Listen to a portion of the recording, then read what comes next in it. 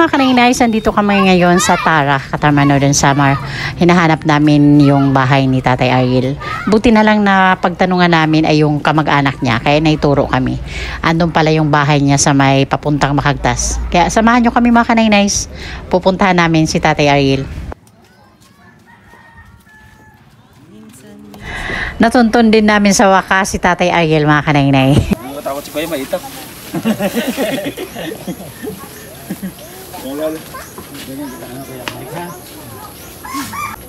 Ito lahat, ito? Oo. Tataniman mo? Tataniman ko naman ito. Nam? Maliit lang naman, ito lang. Ah, kumbaga itong mga pinya na to dati, taniman na to. Oo. Pwede ka maabala sa blis? Oo.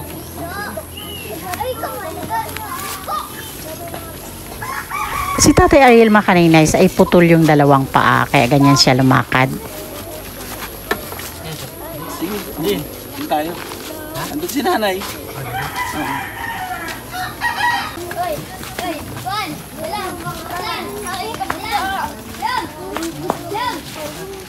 Ganda nga po, Nay.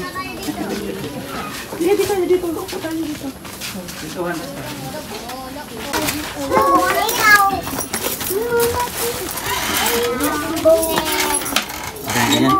Okay. Thank you, Sangkay, ha. Maraming salamat. Sabi ko nga pag nagkakaisa tayo, no, at mariresolve yung mga suliranin natin sa buhay. Ano masabi mo dun, Kuya, sa nagbigay ng bigas at sa Puting Groceries? Maraming salamat po. Sana makabalik ako dito, no? Kung ano yung pwede kong maituro. Nabigyan si Kuya, ate. Dinadamuhan niya dyan. Tataniman mo yung Kuya. Kuya, oh. Isa. Dalawa. Tatlo. Apat. Kuya, wala na. Bariya na ko, Kuya. Ito, bariya. Wala na, Kuya. Salamat, ha? Pasensya ka na po dyan. Yan, salamat po doon sa mga hindi nag-escape ng sige pa paano meron tayong mga naiitabi-tabi ng konti, no? Yun yung naitutulong natin sa mga kababayan po natin. Maraming salamat. Magandang hapon sa iyo, Kuya Ariel, at sa iyo din, Nanay.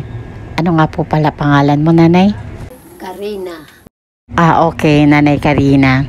Na-curious lang ako kanina doon sa narinig ko sa interview ni Boss Joey the Great. About doon sa 4 na araw kang nawala. Kuya, itanong ko lang, nung mawala ka, nung papunta ka doon, alam mo pa yung ginagawa mo, yung papunta ka doon sa kabilang ano? Oo, parang mayroon ba na?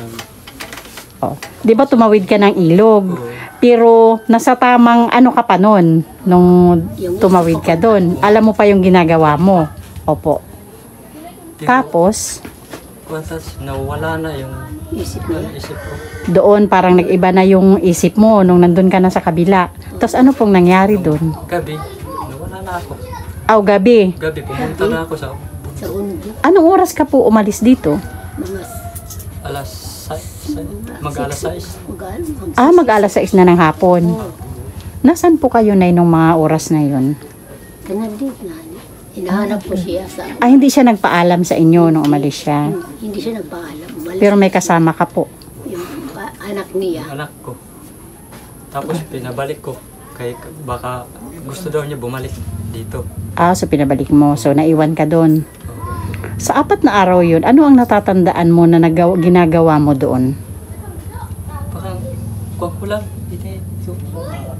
Parang nakatulog lang ako doon sa kahoy. Natulog ka lang doon sa ilalim ng kahoy na yun. Natatandaan mo yung kahoy na yun. Ngayon, sa ngayon, alam mo kung babalikan mo yung kahoy na yun? Siguro alam ko. Okay, doon ka lang natulog sa 4 na araw. 4 na araw. Okay, hanggang sa anong nangyari? Ba't nakabalik ka po dito? Tapos sa gabi, sa kuwan na tagpuan na ako ni Arating. Yung taong nakatagpo sa akin. Hinatid niya ako rito. Kaano-ano nyo po yung nakatagpo sa inyo doon? Iba namin yun. Hindi nyo kamag-anak? Hindi na ito namin kamag-anak. Nakita na siya. Doon ka na nakabalik dito. Pagbalik mo dito, anong na-observe mo sa sarili mo? May pagbabago ba? Nung una, parang nanginginig ka. Sa gutom yun, Kuya Ariel, kasi di ba sa 4 na araw wala kang kain? Natural manginginig ka. Walang tubig, walang kain. Wala. Isa lang po anak nyo, Kuya Ril? Opo. Okay. Inborn pala yung paa niya, no? Minsan talaga may mga nangyayari sa atin na hindi natin kayang ipaliwanag. At kadalasan nangyayari yun sa mga oras na nawawala o nangihina yung faith natin kay God. Kaya siguro panatilihin natin yung faith na yun sa Kanya at ugaliin din natin magdasal araw-araw.